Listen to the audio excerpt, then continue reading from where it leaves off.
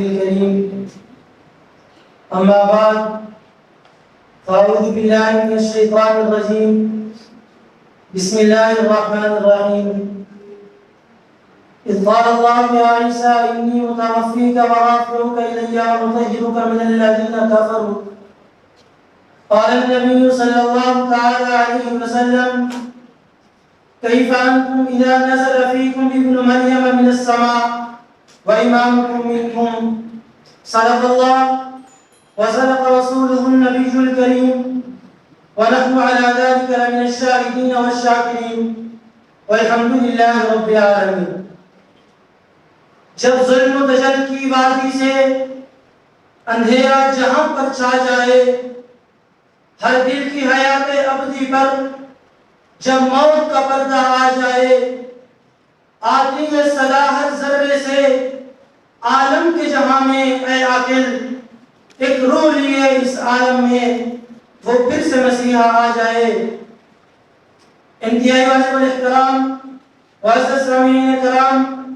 کرسی انصاف کی زینت منصفین عظام، آج مجھے ارباب علم و فکر کے سامنے جس میں اخبار موضوع پر اظہار خیال کرنا ہے وہ حضرت عیسیٰ علیہ السلام کا رفع نزول قرآن و سنت کی روشنی میں۔ سامعین محترم، حضرت عیسیٰ علیہ السلام کا رفع نزول دین اسلام میں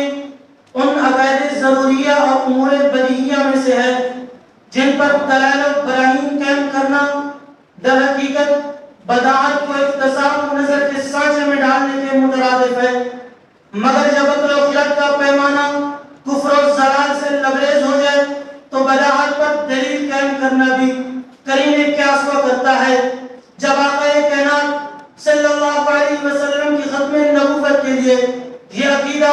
صدر سکندری کی حیثیت رکھتا ہے تو اس عقیدے کا تحفظ قرآن کی روشنی میں جب دیکھنے چلا تو مجھے یوں نظر آیا کہ قرآن کریم بل رفعہ اللہ الیہ وقال اللہ عزیز حکیمہ کہہ کر ان کے رفع کو بیان کرتا ہے، تو کبھی وَإِن مِّنْ أَهْلِ الْكِتَابِ إِلَّا لَيُؤْمِنَنَّ بِهِ قَبْلَ مَوْتِهِ کہہ کر ان کے نزول کو بیان کرتا ہے، تو کبھی اِذْ قَالَ اللَّهُ يَا عِيسَىٰ إِنِّي مُتَوَفِّيكَ وَرَافِعُكَ إِلَيَّ وَمُطَهِّرُكَ مِنَ الَّذِينَ كَفَرُوا کہہ کر ان کے رفع کے عقیدے پر ختم عامد سبق کرتا ہے۔ اگر کوئی خبث باطن رکھنے والا انی متوفیک سے مراد صرف مر کر ختم ہو جانا لیتا ہے تو اسے ائمہ لغات و مفسرین کے در پیش چلتا ہوں۔ صاحب تاج العروس لکھتے ہیں کل شیء بلغ الکمال فقد وفا ومن اوفا فلانا حقہ اذا اعطاه وافیا، کسی چیز کو پورا لے لینا وفا کے معنی کی عکاسی کرتا ہے۔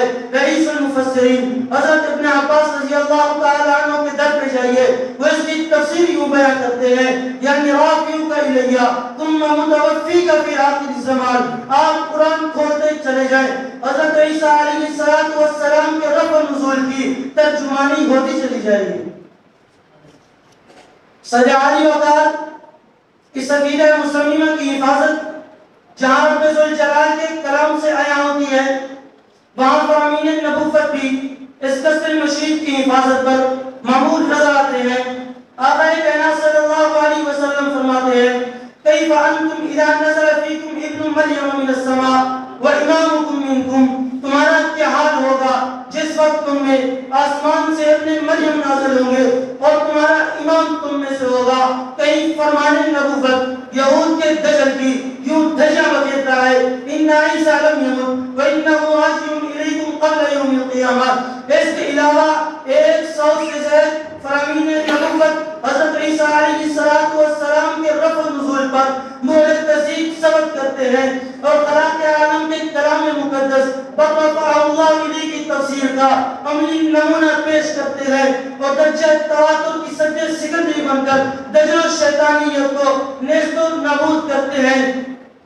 چنانچہ تواتر کے ساتھ ساتھ اجماع امت کو ثابت کرنے کے لیے اہل عقائد میں سے متقدمین کے در پہ پہنچا تو مجھے جواب ملتا ہے قد اجمع اہل العقل وکثیر من اہل النظر علی ان عیسیٰ ینزل من السماء۔ اہل عقائد میں سے متاخرین کے در پہ پہنچا تو مجھے جواب ملتا ہے وقد اجتمعت الامت علی نزولہ ولم ولم يخالف فيه آت من الشریعہ. اس سے معلوم یہ ہوتا ہے جس عقیدے سے ہٹ گیا تو من شذ شذ فی النار میں داخل ہو کر جہنم کا ایندھن بن گیا. سامعین محترم،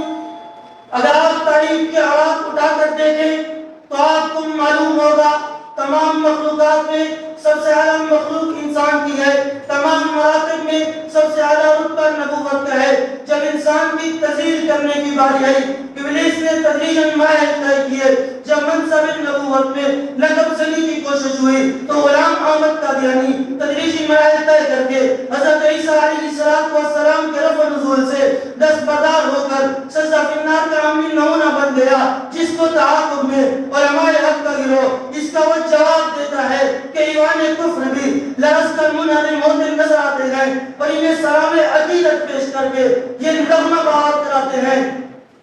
یہی ہے جن کے سونے کو فضیلت ہے عبادت پر، انہی کے اتقاء پر ناز کرتی ہے مسلمانی، انہی کی شان کو زیبان نبوت کی وراثت ہے، انہی کا کام ہے دینی مراسم کی نگہبانی. وآخر دعوانا الحمدللہ رب العالمین.